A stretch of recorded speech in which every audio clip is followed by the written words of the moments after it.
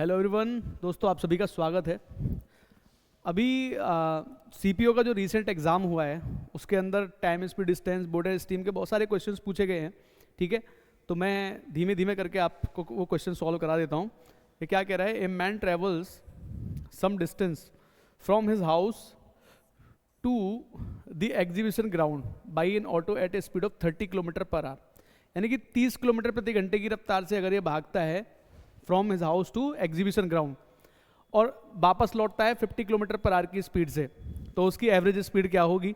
तो ये distance same का कॉन्सेप्ट होता है। ऐसे केस में जो एवरेज स्पीड होती है, आप या तो सीधा फॉर्मूला लगाओ यहाँ पे, एवरेज स्पीड हार्मोनिक मीन होता है इनका 2s1s2 divide by s1 plus s2, तो सीधा हार्मोनिक मीन होगा। क्यों? क्योंकि आने जाने की जो डिस्टेंस है वो सेम है। अगर डिस्टेंस सेम होगी दोनों की तो हमारा आंसर क्या आ जाएगा, 2s1s2 upon s1 plus s2 आ जाएगा।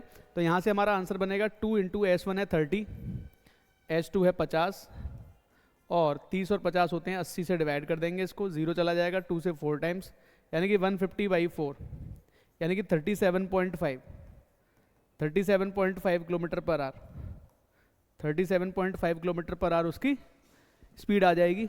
ठीक है, चलो बढ़ते हैं नेक्स्ट क्वेश्चन की तरफ। दो ट्रेन है P और Q, दो ट्रेन है P और Q running on A parallel track in opposite direction, विपरीत दिशाओं में। एक की लंबाई 110 है, एक की लंबाई 140 है। Train P is running at a speed of 70 kilometre per hour and took 5 second to cross train Q। ठीक है, the speed of train Q is, तो ट्रेन Q की स्पीड क्या होगी। देखो, अगर दो ट्रेन आपस में क्रॉस कर रही हैं एक दूसरे को, ट्रेन ये आपस में अगर अपोजिट डायरेक्शन में दोनों को एक दूसरे को क्रॉस करना है, तो टोटल डिस्टेंस जो चलनी पड़ेगी वो ये चलनी पड़ेगी दोनों ट्रेन की जो लंबाई होगी उसके बराबर। एक ट्रेन की लंबाई है 110 मीटर, इसकी 140 मीटर है लंबाई, यानी कि टोटल लंबाई हो जाएगी 250 मीटर जो इन्हें क्रॉस करनी है। ठीक है, और 5 सेकंड का समय लग रहा है दोनों को क्रॉस करने में। कितना समय लग रहा है? 5 सेकंड का समय लग रहा है दोनों को आपस में क्रॉस करने में। आपके पास डिस्टेंस है, आपके पास टाइम है, आपको चाहिए स्पीड, लेकिन दोनों अगर एक दूसरे को क्रॉस करेंगी तो दोनों को चलना पड़ेगा, दोनों को चलना पड़ेगा इन द सेंस कि दोनों गति में हैं, गतिमान हैं दोनों। अगर दोनों गतिमान हैं इसका मतलब रिलेटिव स्पीड काम में आएगी, मोशन में है दोनों। इसकी स्पीड हमको दे रखी है, कितनी दे रखी है भाई, 70 किलोमीटर पर आवर। इसकी स्पीड है 70, P की स्पीड है 70 किलोमीटर पर आवर। इसकी फिलहाल मैं x ले लेता हूँ, यानी कि डिस्टेंस अपॉन स्पीड, यानी कि 250/5 की जो वैल्यू आएगी वो स्पीड के बराबर आएगी। इसकी 70 है, उसकी x है, और इसको 5/18 करना पड़ेगा क्योंकि मीटर पर सेकंड में है ये। ठीक है, तो यहाँ से सॉल्यूशन करना स्टार्ट कर दो भाई। 5 से 50 ये 10 बार चला जाएगा, इधर ले लो 180 की वैल्यू आ रही है 70 प्लस x, तो x हमारा कितना आ जाएगा 110 किलोमीटर प्रति घंटा। x हमारा कितना आ जाएगा 110 किलोमीटर प्रति घंटा, ये हमारा आंसर आ जाएगा 110 किलोमीटर प्रति घंटा। आसान है, कोई मुश्किल टास्क तो है नहीं भाई, समझना थोड़ा सा तुमको पड़ेगा। ठीक है, the ratio of speeds of a boat to that of a current in water is 35:8। Boat की स्पीड और करंट की स्पीड, यानी कि x और y का रेशियो दे रखा है, बोट की स्पीड और करंट की स्पीड का रेशियो दे रखा है 35/8।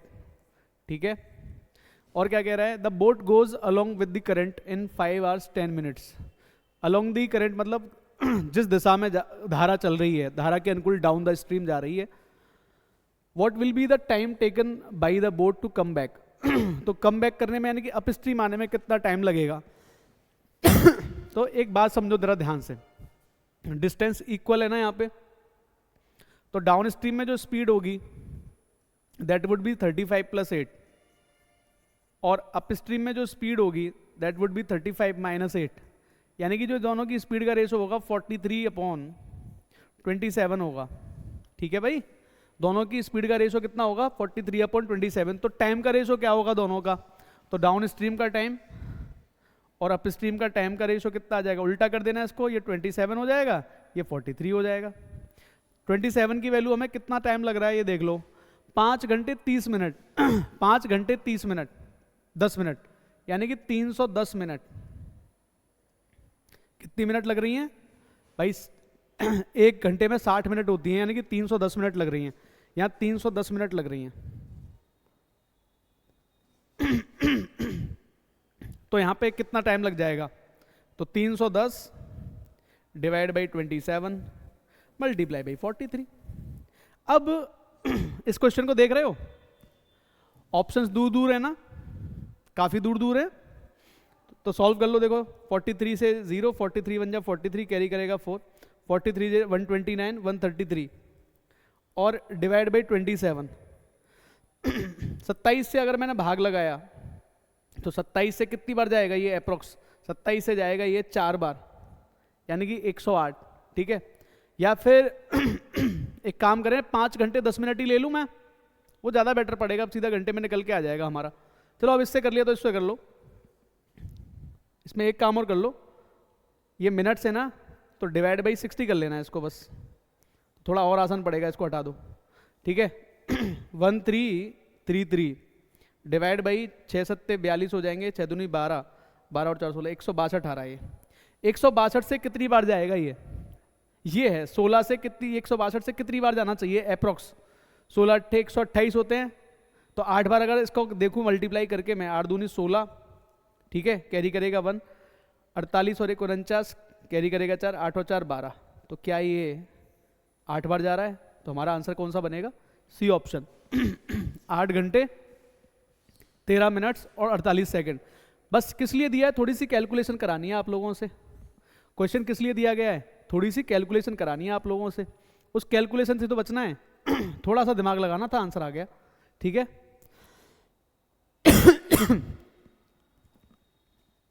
ए student goes to his school by cycle, cycle से जाता है। The distance from his house to school is 5 kilometre, school से उसकी दूरी, घर की दूरी कितनी है? 5 kilometre. And he this distance cover करता है वो 1 घंटे में। While going he stops twice for 5 minutes each, find his average speed. देखो क्या कहना चाह रहा है ये, जाते समय वो 2 बार 5-5 मिनट के लिए रुकता है। इसका मतलब वो 5 किलोमीटर को 50 मिनट में ट्रेवल कर रहा है। ठीक है ना, वो 5 किलोमीटर को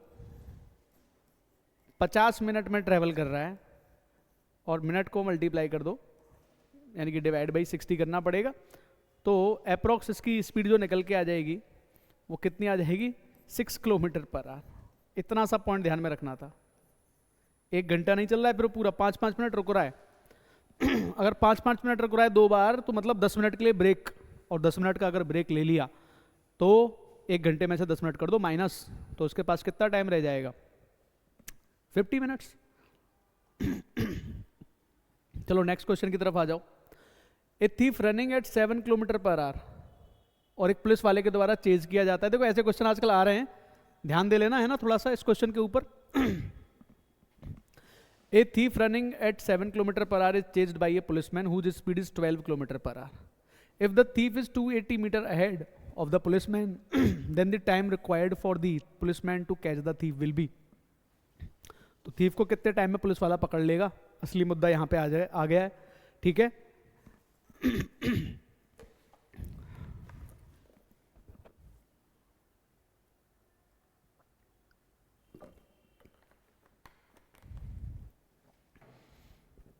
देखो जरा ध्यान से।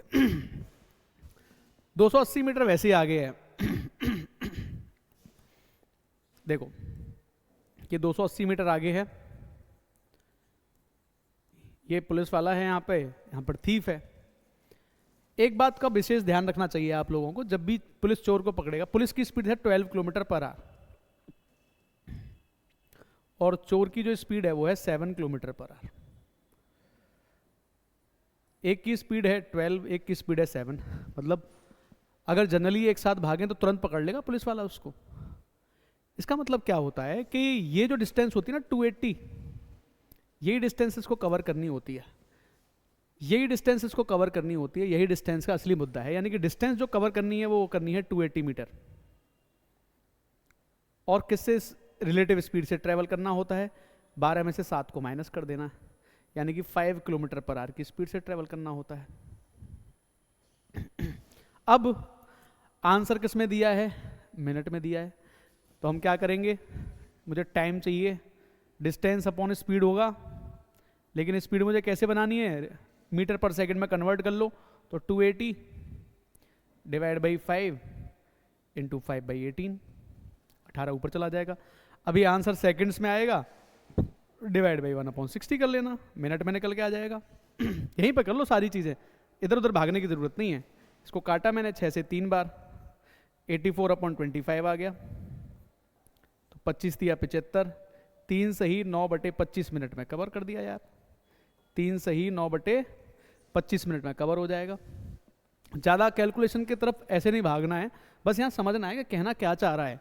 डिस्टेंस अपॉन स्पीड का मामला है, डिस्टेंस अपॉन स्पीड ले ली मैंने, स्पीड मेरी यहाँ पर क्या है, किलोमीटर पर आवर में है, किलोमीटर पर आवर को कन्वर्ट कर दिया मैंने मीटर पर सेकंड 5/18। अब ये सेकंड्स में आएगा, सेकंड, लेकिन आंसर मेरे किस में दे रखे हैं, मिनट्स में दे रखे हैं, तो 1/60 कर दिया, तो मेरा आंसर मिनट्स में आ गया। That's it. A man wishes to cover 1 kilometre distance in river water, मतलब नदी के जल में 1 किलोमीटर कवर करने के बारे में सोच रहे हैं भाई साहब। And he takes 12 minutes to cover it in still water, यानी कि अपनी गति से चलता है। स्टिल वाटर का मतलब है पानी शांत है बिल्कुल, अभी पानी में कुछ भी नहीं हो रखा। But in the flowing river he takes 13 minutes, अगर रिवर फ्लो कर रही है तो उसको कितना टाइम लगता है, 13 मिनट लगते हैं। The speed of flowing water of the river, तो जो पानी की गति है वो कितनी है, जनरली ये जानना चाह रहा है। तो शांत जल में आपको जाना है 1 किलोमीटर और आप 12 मिनट ले रहे हो, ठीक है। यानी कहने का मतलब ये है, ये डिस्टेंस है, ये टाइम है, ये मुझे क्या देगा, स्पीड दे देगा। और स्पीड ये किसकी होगी, x इन स्टिल वाटर। स्टिल वाटर के अंदर जो स्पीड है, स्टिल वाटर में कितनी स्पीड है हमारी, x की वैल्यू आ गई। लेकिन ये क्या है भाई, ये 1 किलोमीटर है और ये क्या है 12 मिनट है, तो दोनों को तुम कन्वर्ट कर सकते हो। 12 मिनट को डिवाइड बाई कर सकते हो तुम क्या, 60, तो ये आवर्स में आ जाएगा, तुम डिवाइड बाई 60 मतलब 60 से यहाँ मल्टीप्लाई करना, यानी कि 5 किलोमीटर पर आवर। यानी कि हमारी शांत जल में जो चाल है, खुद सोचो ना, 12 मिनट कौन सा हिस्सा होता है ना, 1 घंटे का 5वां हिस्सा होता है। तुम 1 किलोमीटर चल रहे हो 12 मिनट में, तो तुम 60 मिनट में कितना चलोगे, 5 किलोमीटर। तो ये तुम्हारी स्पीड है 60 किलोमीटर पर, मतलब 5 किलोमीटर पर आवर, यानी कि शांत जल में जो चाल है। अब 13 मिनट चलना है, अब 13 मिनट चलना है, तो 13 को डिवाइड करो 60 से, 13 मिनट चलना है मुझे। किस स्पीड से चलना है, किस स्पीड से चलना है मुझे, 5 की स्पीड तो इसकी हो गई, और रिवर की स्पीड y मान लूँ, तो भी मुझे 1 किलोमीटर जाने का मौका मिलता है। यहाँ से y की वैल्यू तुमको निकालनी पड़ेगी। देखो तभी तो उल्टे सीधे ऑप्शन आ रहे हैं, इनमें से कोई बनेगा, 13 वाला एक ही तो है, तो आंसर तो वही बनना चाहिए। देख लेते हैं फिर भी, ये वैल्यू क्या बनेगी, 65 - 13y इक्वल्स टू 60 आ रहा है इधर, 13y इक्वल्स टू 5 आ जाएगा, तो y की वैल्यू हमारी कितनी आ जाएगी, 5/13। हो गया सॉल्व यार, किलोमीटर पर आवर, यही आ रही है y की स्पीड तुम्हारी, 5/13 किलोमीटर पर आवर। मैंने तो पहले बताया था 13 आ गया, तो 13 वाला एक ही ऑप्शन था अपना, बी, यही ऑप्शन बन सकता था, इसके अलावा तो कोई और पॉसिबिलिटी दिख नहीं रही थी मेरे को, ठीक है। बस कॉन्सेप्ट ध्यान रखो थोड़ा सा, अगर मान लो 13 मिनट लग रहे हैं तो ये धारा के विपरीत जा रहा है, अभी तक पानी चल नहीं रहा, तो ये 12 मिनट में पहुंच गया। लेकिन जैसे ही पानी ने इधर से चलना स्टार्ट किया, पानी ने इधर से चलना स्टार्ट किया, तो इसको ये जर्नी तय करने में 13 मिनट लग गए। तो टाइम तो तभी बढ़ेगा ना जब ये अप स्ट्रीम जा रहा होगा, यानी कि x - y, speed of boat और स्पीड ऑफ करंट को माइनस कर देना, यही स्पीड से चल रहा होगा फिर ये 5 - y से, है ना।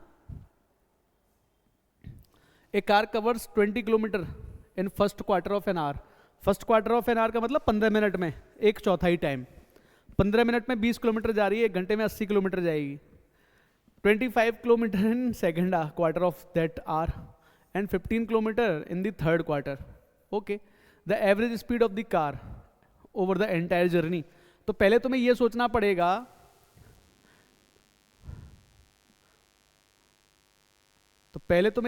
पड़ेगा, कि किस तरीके से चल रहा है मैटर, ठीक है। तो 20 किलोमीटर फर्स्ट क्वार्टर में चल रही है, 25 किलोमीटर सेकंड क्वार्टर में चल रही है, और 15 किलोमीटर थर्ड में चल रही है। कितना चल रही है भाई, 60 किलोमीटर 45 मिनट में, इसका मतलब 60 मिनट में कितना चलेगी? 80 किलोमीटर। हो गया आंसर, यही तुम्हारा आंसर है। Okay guys, thank you. ऐसी वीडियो मैं लाता रहूंगा, ठीक है? Thank you so much.